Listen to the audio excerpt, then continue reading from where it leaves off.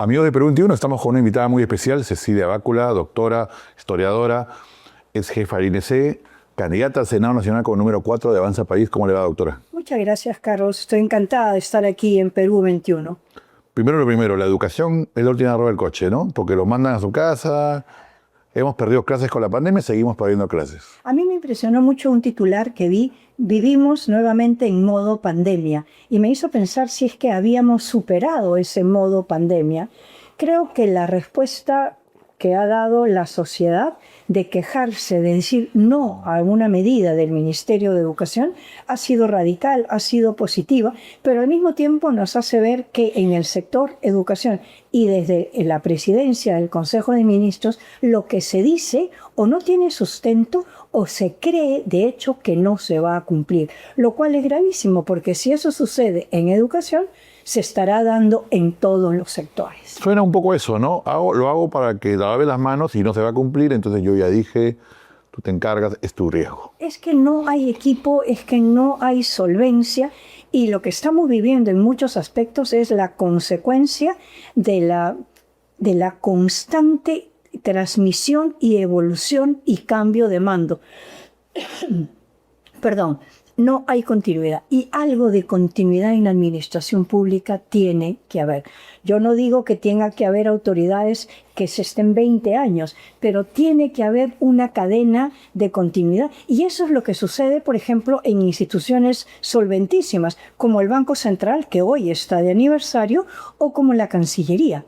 O sea, hay una meritocracia definida y se sabe quién, a falta de puede dar una respuesta coherente. No lo hay en el Ejecutivo, ni lo hay ni lo creemos, y perder la confianza en las autoridades es realmente muy grave para el criterio de institucionalidad que el Perú necesita.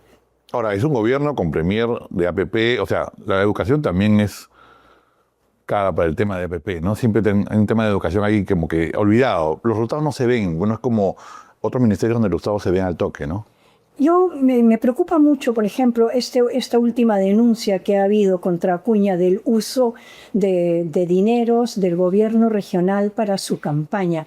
O sea, en realidad, ¿en qué momento hemos dejado de creer que lo ético, lo moral, lo principista tiene que ser la manera como uno actúa? Aquí es realmente la plata, el dinero, y no importa lo que está sufriendo ni lo que está dejando de vivir el futuro del Perú.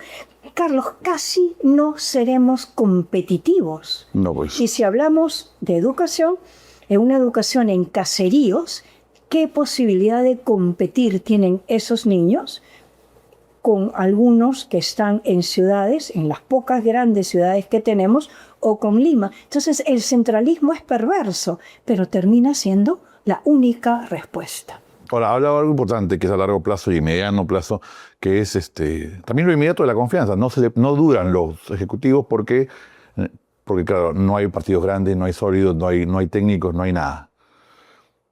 ¿Qué propone Avanza País? Avanza País está proponiendo, primero, definir y mostrar que la autoridad primero existe, es una necesidad, y es por eso que este lema del general Williams de un cambio a la fuerza no implica sacar el chicote, que de verdad a veces podría provocar, ¿no es verdad? No, sino es el cumplimiento estricto de la ley. Yo estaba conversando con una persona que va a diputados, y él me decía que en el Perú, esto es gravísimo, cada 6 minutos se emite una norma. No importa si es la norma de tu oficina, donde dice antes de marcar tiene que lavarse las manos, no importa. O es una reforma constitucional. Cada 6 minutos tenemos una norma en un municipio, en un caserío, en una institución. Entonces tenemos una normatitis aguda, o sea, tenemos una infección severa de normas acumuladas. No sé si es posible pensar, pero creo que sí, que una de las labores tanto del Senado como del Congreso tendría que ser hacer una revisión de la infinidad de leyes que se han ido superponiendo y que solo dificultan la inversión, que solo dificultan el trabajo, porque tenemos autoridades... La famosa tramitología, la famosa... En el caso de Machu Picchu. Ajá. O sea, tenemos gobierno regional, gobierno municipal, tenemos Mincetur, tenemos sector cultura, tenemos la dirección desconcentrada de cultura, y no puede haber un universo como es Machu Picchu tan importante donde haya, a ver... Es la mafia de las entradas. Bueno, puede ser, pero digamos, sin decir la palabra, ¿no es verdad? Exceso de intervencionismo por autoridades que están legítimamente constituidas. Ahora, autoridades, pero también están, en el caso de Machu Picchu, los grupos que se forman, los grupos que venden, los grupos de los negocios particulares. Eso es terrible y han tomado Machu Picchu. Han tomado Machu Picchu y en realidad yo creo que el Estado bien podría, y lo digo, es políticamente incorrecto, pero lo digo porque lo siento, lo digo porque lo sé, lo digo porque yo desde el INC he vivido crisis en Machu Picchu. Quizás este es el momento para que Machu Picchu pase a un segundo nivel de interés y se pueda potenciar no solamente el norte, que sigue siendo rico, sino de repente Choquequirao. Estamos poniendo en riesgo a la joya de la corona. Y si la corona está en riesgo, pues hay que protegerla, hay que, digamos, dejarla un poquito de lado. Y no sería mal que de una vez por todas UNESCO se anime a hacer lo que le corresponde, que es declarar en emergencia. Yo he estado como representante del Perú en UNESCO y la directiva era evitar, porque es un baldón, ¿no es verdad? Pero llega un momento en que tendrá que darse esa situación para que el Perú reaccione. Claro, yo a veces pienso que cuando éramos INC funcionamos mejor. Bueno, no me lo tienes que decir a mí, yo siempre digo... Por eso lo recuerdo. Quizá porque nos hemos llenado de más presupuesto, no tanto, pero más presupuesto y más argollas en el Ministerio de Cultura, y al final, claro, cuando empezó con Brack, me pareció, no, perdón, ¿cómo se llama el antropólogo? Que era amigo de Barrayosa. Con Ocio. Empezó bien, ¿no? Interesante, pero luego se ha llenado de argollas y botadera de plata y no sé si realmente ayuda. Un ministerio, ¿no? Con una gran burocracia, una gran tramitología, y en el plan de gobierno de Avanza País está precisamente eso, o sea, hacer un estudio, una reingeniería del sector cultura y volver al INC. El INC tenía más presencia. ¿Acabar con el ministerio? Dice, ¿O no necesariamente? A ver, adelgazarlo. El texto dice hacer una reingeniería del Ministerio de Cultura hacia una entidad como el INC. Claro. Que no es una mala opción, No, pues. Porque además cuando se crea el Ministerio de Cultura como una ilusión de campaña del presidente García, la creación se da muy al final del gobierno. Si hubiera sido al principio, otro hubiera sido. Y ambiente también crean, ¿no? Claro. Se llenaron de izquierda. Así es. Entonces, cuando se crea el ministerio, es la oportunidad que tienen algunos sectores de colocar en ese ministerio elementos que no corresponden, como por ejemplo la consulta previa. Claro, eso el ambiente también se ha vuelto una especie de peaje, ¿no? Posible, claro que sí. Más que promover, termina obstaculizando. Yo estaba leyendo un artículo en Lampadia, además lo digo porque me estaba muy molesta yo con ese artículo, de decir que el sector cultura solo era un elemento de, digamos, un rompemuelles. Y yo digo, ¿por qué? En tiempos del INC nosotros, por ejemplo, hicimos, te lo digo, todo el trabajo en La Mechita, en el sur, toda la carretera norte con Norvial, ni un sol de coimo, jamás. Y todo se hizo dentro de los cánones, rescatando lo que había que rescatar y pasando por encima de lo que no se tenía que conservar. Entonces, eso de pensar que la cultura es una traba es realmente una visión muy pobre del Perú. Hablando del presidente García, ¿qué pasó? ¿Por qué el APRA no lo llevó? O sea, se la perdió el APRA, ¿eh? Con usted. Bueno, yo no sé. Yo debo decir que no he sido invitada por el APRA, pero al final... Otra mala decisión del APRA, además. No lo sé. Tiene varias. Yo sí lo puedo decir. Pero ellos tienen en su fila seguramente gente capacitada. Y como hubo este impasse de los invitados y los no invitados, yo nunca fui invitada. Tienen sus propios problemas ellos. Sí, yo estoy muy contenta y estoy muy agradecida al general Williams. Me siento absolutamente comprometida con su protesta. Propuesta. También protesta. Perdón, con su propuesta y también con la protesta que él hace, por ejemplo, de señalar que no van a dar el voto de investidura. No van a darlo, No okay. lo ha Confirma. dicho claramente. Parece que nadie lo va a dar. Bueno, es que no sé cuándo se van a presentar y ante quién, ¿no? Claro. Y él es un hombre que cuando uno lo conoce, Claro. ves un ser íntegro, cuajado, y quizás eso es lo que el Perú necesita, ¿no? No es un improvisado en la toma de decisiones y... ¿Cree que hay muchos improvisados en campaña? Pero a ver, de los 38... Por ejemplo, que no seas, la mayoría. digamos que muchos, inclusive aquellos que están llegando en las encuestas a números, digamos, no deleznables, también son improvisados. ¿Quién, por ejemplo? Pero ¿por qué quieres que te lo diga? ¿No? O sea, estaba viendo, por ejemplo, el propio caso del señor López Chao, ¿no? O sea, él no tiene una estructura que le permita llegar al gobierno. Lo que tiene son, digamos, posibilidades de ganar una competencia. En realidad, el propio Carlos Álvarez, que puede ser una persona muy simpática, a mí me parece que esta alianza que ha hecho el PPC con Quiabra no suma. Es un poco contradictoria, ¿no? Parece que cada uno va por su lado. Y en realidad ha sido muy triste que los partidos de derecha, centro-derecha, no hayamos sido capaces De unirse. Y estamos pagando las consecuencias. Sí, pues, ¿no? porque parece que con todo este tema de coyuntura de camisea, la izquierda también puede subir, ¿no? Si no está subiendo ya. No, bueno, nosotros no podemos desear para el Perú nada peor que podamos tener a Acuña en el gobierno. ¿Por qué? No solamente porque no tiene, digamos, no digo los títulos, seguramente tiene muchísimos. Claro, no es un tema de títulos.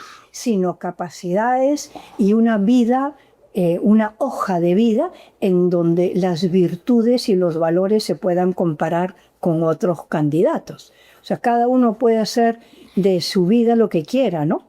Pero el Perú necesita referentes y el referente tiene que ser la probidad. Es que no somos un país pobre, somos un país con demasiados ladrones en el gobierno, en el gobierno, ¿no? En toda la forma de gobierno. Claro, entre el Estado, claro. El 12 de octubre, perdón, qué bonito, 12 de octubre, 12 de abril, está muy bien, 12 de octubre es una bonita fecha también, pero el 12 de abril los peruanos tengamos la posibilidad de apostar por una persona como Williams, que es lo que yo tengo que señalar, que pueda ofrecer equipo, solvencia, principio, voluntad. La plancha de Avanza País es realmente insuperable. Compárala con la plancha de Renovación, con la plancha de Fuerza Popular. Hay planchas quemadas por ahí. Hay ahí problemas quemados. Y en la estructura de candidatos no hay en Avanza País ninguno que tenga, digamos, algo trucho o problemas judiciales pendientes. Claro. Ahora mencionó los referentes. ¿Cuál es su referente para el Senado? Para ir amarrando la entrevista. A ver. Yo sé que tiene varios, probablemente. A mí hay temas que me interesan fundamentalmente. Yo tengo muy claro que el Senado no va a ser una instancia que proponga, sino una instancia que reflexione, que evalúe. Pero yo no soy todista, ¿no? Hay temas en los que yo sí quisiera comprometerme y esos temas están asociados a la educación, fundamentalmente a la cultura, a todo lo que eso significa, a los temas de identidad, a los temas de integración del Perú en su propia diversidad cultural. Yo he estado hace 3 semanas en Iquitos, es otro país. Las normas que se dan en Lima no tienen ninguna vigencia. En normas tan simples como en moto van 2 o 3 y por supuesto que los 3 sin casco.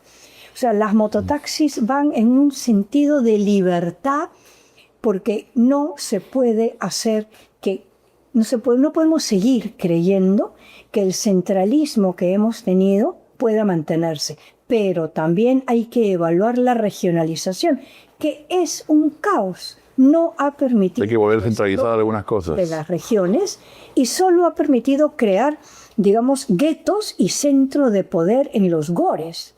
Yo tuve un tema no de salud, sino una necesidad pequeña y niquitos. No hay donde te puedas atender. No existe. A mí me recomendaron una clínica porque quería yo un remedio y me fui en mototaxi buscando a ver dónde puede haber una botica. La encontré, me atendieron muy bien, me ayudaron en lo que necesitaba, pero el mejor médico es tu avión a Lima y eso no puede ser. Si es en Tumbes. Ahora, en la salud pública acá también te atienden, pero te dejan esperando 2 meses, ¿no? O no hay gasas. Al menos tienes la esperanza de que te atiendan. Entras por emergencia, entras. Pero en provincias, mira, yo tengo el caso de un señor que tenía un problema cardíaco, trabajador en Tumbes. Tuvieron que llevarlo a Chiclayo. O sea, es que esto no es normal. Esto es robo de la esperanza de salud a la que tenemos tú y yo. O sea, es que eso es lo que duele de este país. No que no haya, porque si no hay, puede haber. Duele que no haya porque hay intereses mezquinos demasiado arraigados. Y otro tema que es gravísimo es el tema del civismo. Este accidente dolorosísimo de la chica Marzano, dolorosísimo, tremendo, con 1000 agravantes, ¿no? Nos ha puesto sobre el tapete lo mal ciudadanos que somos, el poco civismo que tenemos, ¿no? Entonces vas por la calle y el auto se te mete por donde sea, la moto que va llevando el pedido te ataca, los semáforos están por gusto. Entonces es educación, educación, educación y lamentablemente sanción. Claro, y la educación ahorita está en la pata de los caballos, ¿no? Lo mandan a la casa a los chicos, que pierda un año más, no importa. No importa, ¿no? Una semana más o una semana menos en su casa, sin pensar que los padres trabajan. ¿A dónde van los niños? ¿Se quedan solos? ¿Quién controla lo que hacen cuando tienen internet? O sea, de verdad es una respuesta tan pueril. Una lavada de manos, ¿no? Una lavada de manos, efectivamente. Ahora, esto del siguiente que menciona, lo agradeció a Acuña porque le tapó todo su tema del gabinete, nadie habló de él, todos hablaban del accidente. Pero bueno. Yo no sé cómo le va a ir a la señora Miralles, no sé tampoco qué sucede políticamente, legalmente, si es que no se le da el voto de confianza. Tiene que proponer un cambio, otro gabinete. Yo creo que van a proponer un cambio y van a patearlo 2 semanas más y 2 semanas más llega a las elecciones. Entonces ahí nomás queda, ¿no? Y supongo que después de eso aprobarán, ¿no? Pero no lo sé. Vamos a tener un tercer, cuarto gabinete. En el fondo esa fue la propuesta de De Soto. Yo nunca he sido desotista, pero lo que él propuso fue tener un gabinete con algunas personas, digamos, de confianza y otras carteras, como en una especie de cuestionamiento, evaluación. Ahora todas están en evaluación y en los temas álgidos, educación, y en el tema de la crisis del gas no ha habido respuesta. No hay respuesta suficiente. No hay nada, sí, que se lo tiran al privado. Y eso que todavía no se atiende, el caso de Arequipa y de Piura, dañados en exceso. Justo en elecciones. De verdad, ¿no? Pareciera... Las fronteras están abandonadas. Yo he estado en Tacna y Tacna vive por el empeño primero de un muy buen presidente regional, que eso es una rareza, un excelente, pero por la agricultura de población que no está regularizada, que no tiene propiedad del terreno, que no tiene acceso al agua legalmente porque no son propietarios del terreno. Y ellos son los que han convertido el desierto en un vergel.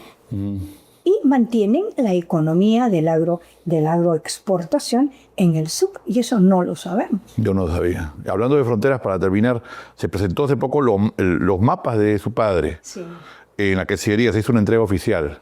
Así es. ¿No? Cuéntenos un poquito de eso. Coleccionó muchas cosas, él decía que coleccionaba buenos amigos y mapas, y logró, digamos, acumular una colección muy interesante. Por lo menos de la colección 72 mapas son originales, muy, muy significativos. El más antiguo, de 1542, O sea que es un mapa muy joven en la presencia europea en el Perú. Y él tuvo siempre la intención de que esos mapas fueran a la Cancillería como un legado suyo. Entonces, la entrega, digamos, técnica la hicimos en noviembre, y lo que ha hecho la Cancillería con mucha generosidad es hacer una selección de algunos de ellos, exhibirlos y con eso hacer, digamos, como una pequeña ceremonia. Pero la familia, todos estamos muy contentos de que se haya cumplido la voluntad de mi papá y que estén en su casa. Torre Tagle para él era su casa. Ahora, el trabajo de tu padre fue clave por el tema de la Haya, por ejemplo, ¿no? Claro, hay que recordar el famoso memorándum Bácula, Claro. que es el primer momento en el primer gobierno del presidente García, cuando un representante peruano le dice al canciller chileno del momento: vamos a sentarnos, ¿no? Bueno, y ahí comienza la historia. Tan importante debió ser ese documento que cuando se lee el fallo de la Haya, el memorándum Bácula es mencionado por lo menos 7 veces. Sí. Entonces, Lo digo porque un hombre que aportó, claro, y que siempre fue hijo fiel, digamos, de Torre Tagle, claro, y sus cosas importantes también han llegado a Torre Tagle. fue un aniversario además de la Haya hace poco, y a mí me da pena porque pasó, no sé si era inadvertido, pero no se le da el peso suficiente. Hemos recuperado, ¿cuántos? 30.000 kilómetros. 50.000 kilómetros.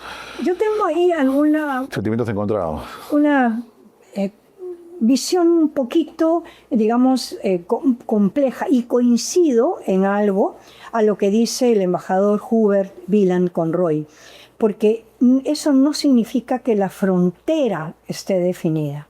O sea, la frontera marítima, pero tenemos un triángulo territorial que ahí está como Tiwinsa, ahí está, ¿no? O sea, la frontera marítima está absolutamente definida. Pero no la terrestre. La terrestre, hay un triangulito, ¿no? Que es como Tiwinsa. Claro. O sea, entonces, esos pendientes son los que uno no debe tener. Y cuando yo hablé con mi familia, le digo, vamos a entregar los mapas, sí, todos sí, ahora sí, para no tener pendientes. Yo pensé que ya habían cerrado todo, como decía el amigo José, lo que pasa descanse. No, lo que pasa es que la Haya define para siempre, jamás, la frontera marítima. Y en esa lectura de las coordenadas le da al Perú 50.000 kilómetros de mar, que es muchísimo. Pero la frontera terrestre tiene un triangulito. Y en ese sentido el embajador en ejercicio, ¿no? Hubert Villain, ha sido muy valiente al hacerle ver a la Cancillería que no es que haya un pendiente, hay un triángulo, como tenemos el caso de Tiwinsa. Tiwinsa es territorio ecuatoriano. ¿Y ese triángulo viene de dónde? ¿Se ha formado por lo de la Haya? Sí, se ha superpuesto a lo de... Porque la Haya reclama la frontera marítima. Claro, y se superpone a la frontera que ya existía. A superponer, pero es un pendiente. Le voy a escribir ahí, yo conozco a Hubert. Hubert tiene una publicación muy interesante. Tiene otra de la guerra con Chile, que dice que Chile sabía todo. Claro, bueno, claro que sabía. Cuando nosotros firmamos el tratado secreto en el año 73, no bien lo firmamos, Chile lo conocía. Tanto es así que cuando Lavalle va a Santiago a entrevistarse antes de la declaratoria de guerra, le dicen, ¿y esto qué es? Y él llega a saber de ese acuerdo secreto entre el Perú, Bolivia y Argentina, que nunca suscribió, en la ruta de Callao a Valparaíso. O sea, a este hombre lo mandan desarmado a defender el Perú. Las memorias de Lavalle es que son de verdad de un dolor en la historia. O sea, lo supieron desde el comienzo, todo el tiempo. Claro, de arranque el Perú manda a un representante a que niegue lo que le acaba de informar que existe, un tratado secreto, que nunca se debió firmar, porque nosotros no teníamos frontera con Chile. Pero fue Argentina la que se negó a firmar, tenía que pasar por sus 2 cámaras y dejó de ser secreto inmediatamente. Pero esto... Ahí se equivocó el presidente. Porque nos dormimos en los laureles. Cuando uno piensa en la toma de la embajada por lo del MRTA, es porque el Perú estaba seguro que el terrorismo estaba derrotado. Y eso fue un golpe de realismo severo. O sea, nos enfrentó a la realidad. Pero Tiwinsa nos podría también enfrentar. Bueno, ahora nos está enfrentando a la realidad lo que está pasando, ¿no? Así es. Por un tubo. Por un tubo, ¿no? Habiendo exigido el presidente García que hubiera... Eso es importante. Él exigió... Pero una respuesta inmediata. Sí, vi el artículo. Y fue Ollanta Humala el que se negó a que se cumpliera eso. ¿A cambio de qué? No lo sé a cambio de qué. Pero sí hubo una adenda, pues, ¿no? Claro. Claro, hay una adenda, pero la adenda no es necesariamente Claro. ni gratis ni es necesariamente positiva, ¿no? Claro. Esta crisis de energía es una vergüenza. Increíble, ¿no? Sí, pero así estamos. Gracias, doctora, por su tiempo. Sí, Crisis en Cuela, sí. Crisis, Eso hay que agregarlo, claro. ¿no? Porque las lluvias han hecho que colapse otro de las murallas. Los hospitales también se caen con la lluvia, parece que son muy frágiles. Es muy frágil. Hay un hospital que se ha caído. Bueno, doctora, va a tener que volver para el tema de la... Yo creo que ese tema del triángulo tiene para rato, ¿no? Conversemos con Huber. Conversemos con Huber y hagamos algo interesante ahí. Ok. Ya, lo comprometo cuando sea senadora. Ha sido Cecilia Bácula, candidata al Senado, número 4 por Avanza País. Muchas gracias, doctora.